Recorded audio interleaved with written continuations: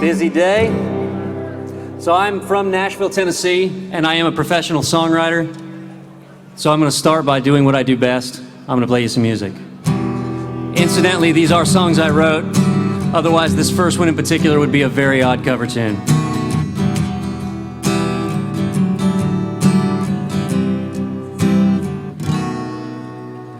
Right now, he's probably slow dancing with a bleach blonde tramp, and she's probably getting frisky.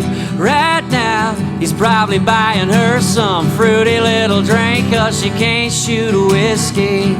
Right now, he's probably up behind her with a pool stick, showing her how to shoot a combo. And he don't know. I dug my key into the side of his pretty little souped-up four-wheel drive, carved my name into his leather seat. I took a Louisville Slugger to both headlights, slashed a hole in all four tires. Maybe next time he'll think before he cheats.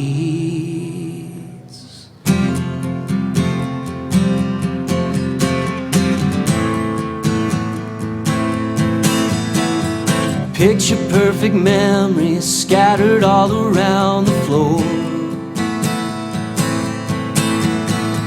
reaching for the phone 'cause I can't fight it anymore.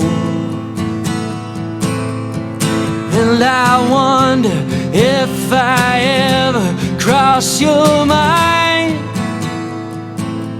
For me it happens all the time. It's 1:15, I'm all alone and I need you now. I said I wouldn't call, but I lost all control, and I need you now. And I don't know how I can do without. I just need you now.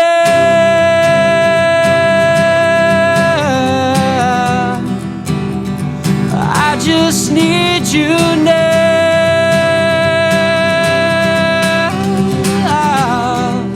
Oh baby, I need you now.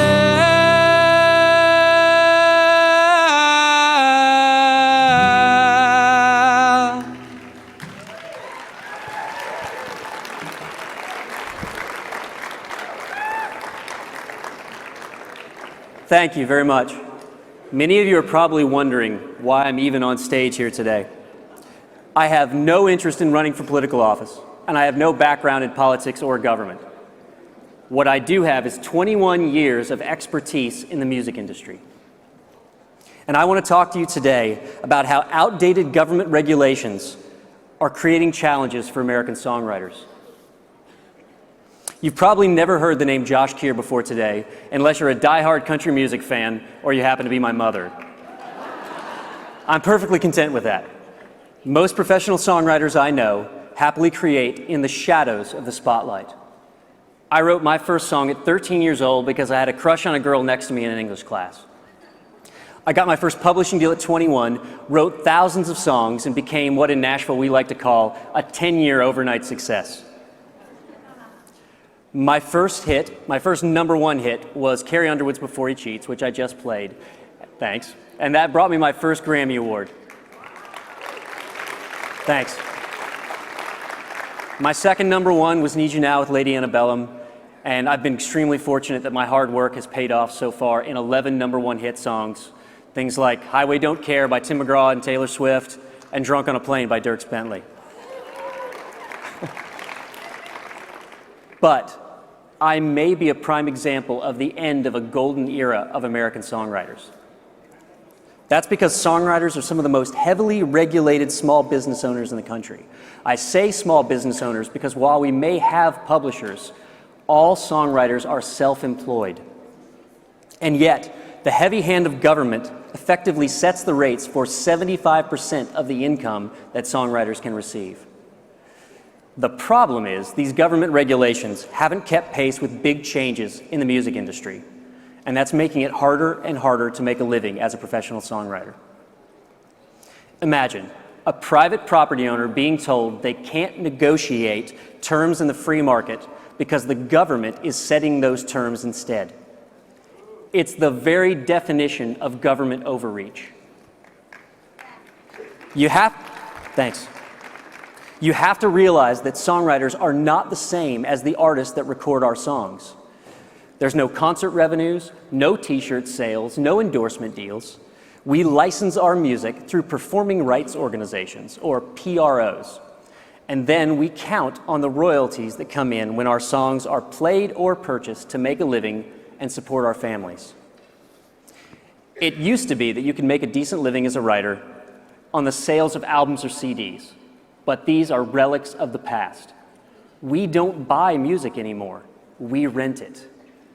Today, everyone is streaming music, including me.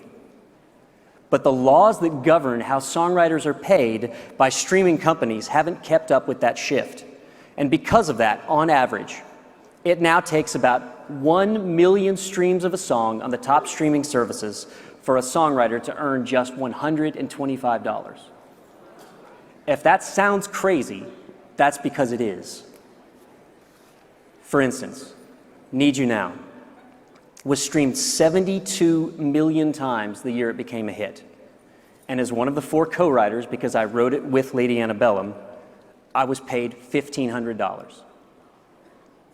That's how much I made from streaming revenue on a song that went to #2 on the pop charts, spent 14 weeks at #1 on the adult contemporary charts, and won the Grammy for Best Overall Song of the Year. Now imagine what it's like out there for songwriters who don't have a huge hit on their hands. And that's why we need your help. In this country, the people who create books, TV, art, video games, you name it, they all get to sell their creative works in the free market, but not music creators. Because right now, the 2 largest PROs representing songwriters, ASCAP and BMI, operate under some of the oldest consent decrees that exist today. These laws were written in 1941 and haven't been updated since 2001, which is way before streaming took off and even before the iPod hit stores. So I'm here today because I believe American songwriters, composers, and publishers deserve to be paid fair market value for the use of our property, just like any other small business owner is for the use of their products.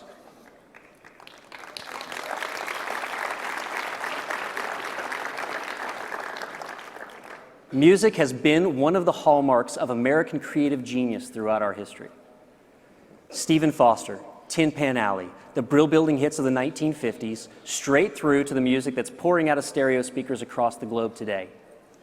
Our songs have always marked our country as the world leader in popular music. But our work as songwriters will continue to be undervalued until the government removes itself from our business process, gives songwriters more flexibility to negotiate, and lets the free market do its job.